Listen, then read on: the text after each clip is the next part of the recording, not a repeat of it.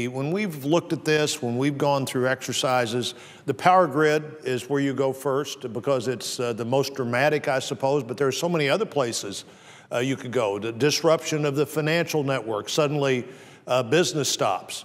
I was making a list here as we were talking of the kinds of things that could be at risk through some kind of cyber attack, everything from electromagnetic pulse attack to literally a cyber attack that comes into these various networks. There are 111 power plants in Missouri.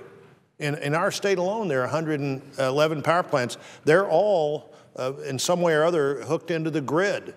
That can be disabled in a significant way. I was talking to a friend of mine who during the last few days was in West Virginia, and their family driving to West Virginia, the electricity was out and they began to see abandoned cars because nobody could get to a gas station, and if they could get to a gas station, it was closed, and so there are cars all over the place. And that's assuming you could even get out of the traffic mess that you would be in more urban areas, but where would you go? What would you do? I mean, the desperation, we understand this, and it would be something that is preventable if we prevent it. And it's something that's preventable in ways that particularly Senator Whitehouse has been thoughtful in putting together ideas of how you encourage people to voluntarily want to get into this space, to where they have assistance that they wouldn't otherwise have, to where they have assurances that they've done everything they could do to prevent this from happening. And frankly, if we do everything we can do to prevent this from happening, there's a chance it won't happen.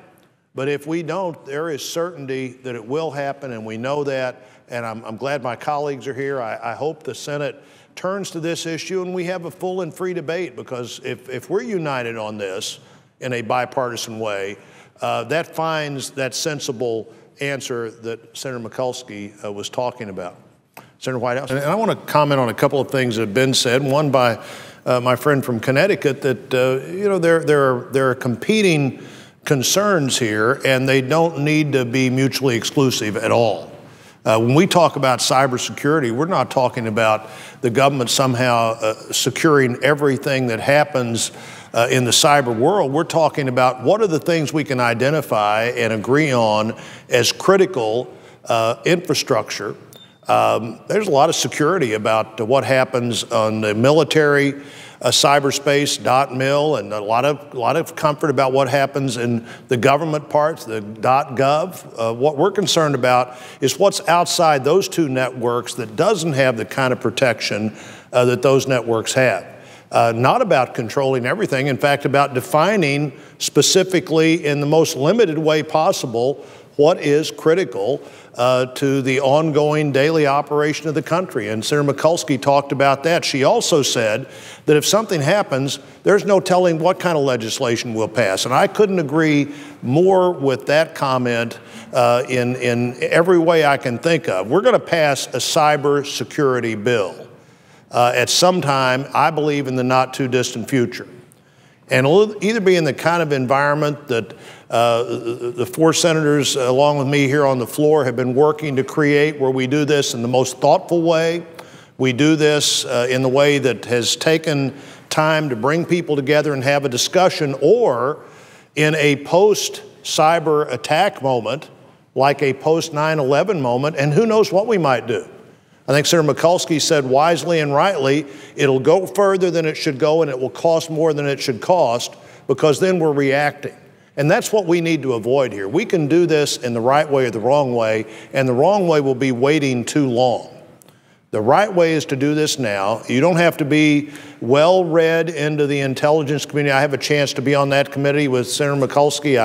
I served on the House committee when Senator Whitehouse was on the Senate committee, and no, they have long been advocates of securing this part of our vulnerability.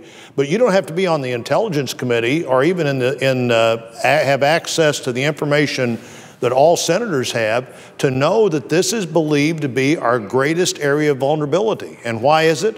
Because it involves everything. It involves how we communicate. It involves how we get gasoline. It involves how we power everything from the drinking water system to the electricity at home, and just a windstorm created all kinds of problems. 30 minutes, two different 30-minute or so stops on the metro system in Washington, in the Washington area, because the screen went blank, caused all kinds of problems. Imagine that multiplied by whatever multiple you want to use, and the country would quickly not be functioning in any way. Traffic in Washington, traffic anywhere in the country, trying to get from one gas station to the other, only to find out that, by the way, the gas pumps don't work because the electricity's out and your car's not got enough gas.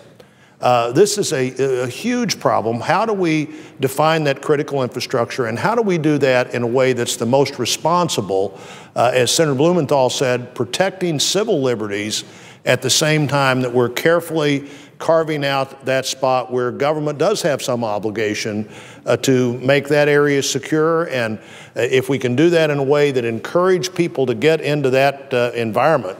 And one of the things that Senator Coons has been talking about, a former local government executive who knows all of the impact of police and fire and the court system and everything else that he had to be responsible for, as well as his private sector work, has brought real value to this discussion. And somebody told me the other day, if you're in almost any kind of business, you've either been attacked, are going to be attacked, or you're being attacked right now, as people are trying to figure out how they can, maybe for malicious purposes, maybe just to see if they can do it, how they can get into your system. And Senator Coons, you've been so helpful in these discussions. I'd like to hear what you're thinking today as we're here talking about this on the floor.